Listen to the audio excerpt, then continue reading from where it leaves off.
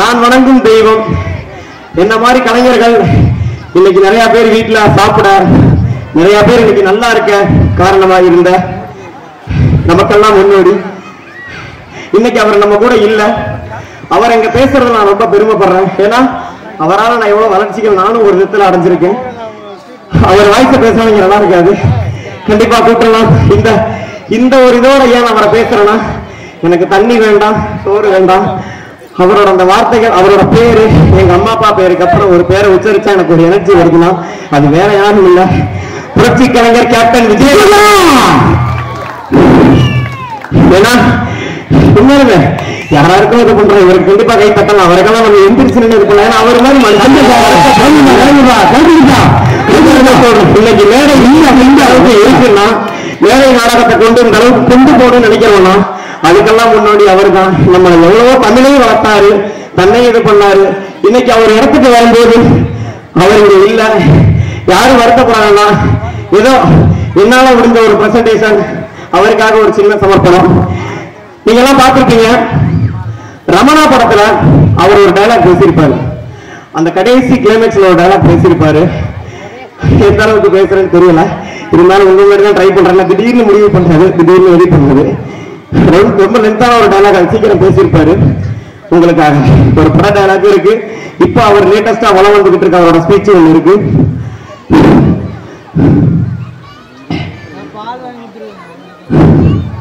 எல்லாரும் காலேஜ்ல முடிஞ்சு போறப்ப உங்களோட ஸ்டூடெண்ட்ஸ் வாத்தியாரு ஸ்டூடெண்ட்ஸ் வெளியேச்சு வைப்பாங்க. ஆனா எனக்கு உங்க மாணவர்கள் நடவடிக்கை வந்திருக்கீங்க, ரொம்ப பெருமையா இருக்கு. ஜாதி, மதம், இனம், மொழி இவங்களுக்கெல்லாம் அப்பாற்பட்ட ஒரு இனம் தான் ஸ்டூடெண்ட்ஸ், மாணவர்கள் தான். ஏன்னா ஒரு மாணவனுக்கும் எவ்வளவு சக்தி இருக்குங்கிறது உங்களுக்கு தெரியாது. மாணவர்களோட இந்த ஒரு கூட்டத்தை வச்சு நாட்டோட எந்த ஒரு நாட்டோட தலையகத்தையும் மாற்றிடலாம்ங்கிறதுக்கு உதாரணம் நீங்க. ஏன்னா மாணவர்கள் நெருப்பு மாதிரி, நெருப்புக்கு மட்டும்தான் நெருப்பா மாத்திர சக்தி இருக்கு. அதே மாதிரி இந்த நெருப்பெல்லாம் ஒண்ணு சேர்ந்துட்டா இந்தியாவே தீக்குளமா மாறும். எல்லாம் இல்ல, இந்தியாவில எல்லாமே இருக்கு. ஆனா ஏன் இந்த நிலைமை? ஒரு இந்தியா 72 சிங்கப்பூருக்கு சமம், ஒரு இந்தியா 4 இங்கிலாந்துக்கு சமம், ஒரு இந்தியா 5 பாகிஸ்தானுக்கு சமம், ஒரு இந்தியா மனித சக்தி 3 அமெரிக்காவுக்கு சமம். இருந்து என்ன பிரச்சனை? ஏன் நம்மளால வர முடியல? யோசிச்சு பாத்தீங்களா? சிரிப்பு கட்சி ஆபிரகாம் லிங்கன் அமெரிக்காவுக்கு ஜனாதிபதியா வந்தாரு. ஆனா இந்த இன்னும் எத்தனையோ சிரிப்பு வச்சுக்கிட்டு இருக்காங்க ஆபிரகாம் லிங்கன். அவங்களால யாருக்குமே கண்ணுக்கு போயிடுது. இந்த நிலைமைக்கு என்ன காரணம்? பணம். எல்லாத்துக்குமே பணம். கேவலம் விளையாட்டுல கூட லஞ்சம். ஏன்னா எல்லா நாட்டுக்காரனும் எலும்பிக்கல எவ்வளவு தங்கம் வாங்கணும், வெள்ளி வாங்கணும் கணக்கு போட்டுக்கிட்டு இருக்கான். ஆனா இந்தியாக்காரன் மட்டும்தான் அந்த பதக்க பட்டியல் நம்ம பேராது வராதான்னு எழுதிக்கிட்டு இருக்க. அதுக்கு காரணம் என்ன? ஏன் இங்க திறமைசாலிங்க இல்லையா? ரொம்ப அதிகம். ஏன் பணம், லஞ்சம். இவனுக்கு கொடுத்த இன்னொருத்த வாங்குறான், அவனுக்கு கொடுத்த இன்னொருத்த வாங்குறான், அவனுக்கு கொடுத்த வேற ஒருத்த வாங்குறான். இதெல்லாம் முறியடிக்க யாரால முடியும்? வெளிநாட்டுல உள்ள வளர்ச்சியா இங்க இல்ல. அங்க ஆதிவாசிகளா இருந்த பையன் இங்க அரசாங்கம் நடத்திருக்கான். அங்க அவங்க மொழியே இல்லாதப்ப இங்க புலவர்கள் மொழி பேசியிருக்காங்க. அப்பேற்பட்ட நாட்டுல இப்ப ஏன் வளர்ச்சி இல்ல? இங்க திறமசாலிகளுக்கு பஞ்சமா? அது கிடையவே கிடையாது. இப்ப நடந்துகிட்டு இருக்க போராட்டம் மாணவர்களுக்கும் அதிகாரிகளுக்கும் நடந்துகிட்டு இருக்க போராட்டம் இல்ல, மாணவர்களுக்கும் நடந்துகிட்டு இருக்க போராட்டம் தான். ஏன்னா அவங்க எல்லாம் ஒரு தீவிரவாதியோ ஒரு அரசியல்வாதியோ கண்டிப்பா மாணவராக இருந்திருக்க அவசியம் இல்லை. ஆனா ஒரு அதிகாரி கண்டிப்பா முன்னாள் மாணவனாக தான் இருந்திருக்கணும். ஏன்னா அப்பதான் அவங்களுக்கு அந்த அருமை என்னங்க தெரியும். நம்ம போய் கேட்கிறப்ப எங்க புரியணும்னு சொல்றாங்களே, அதோட வணிகர்கள் புரிய வைக்கக்கூடிய இந்த லஞ்ச ஊழல் பணத்தை எல்லாத்தையும் ஒழிக்கிற ஒரே சக்தி மாணவர்களுக்கு மட்டும் தான் இருக்குங்கிறதை சொல்லிக்கிறேன் மக்களே. இது ஒரு முக்கியமான விஷயம்.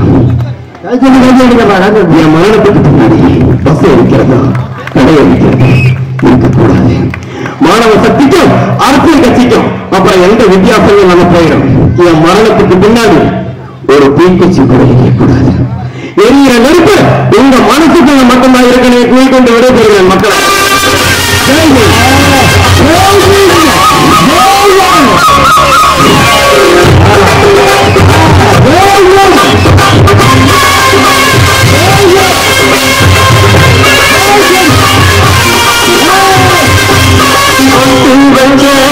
தந்த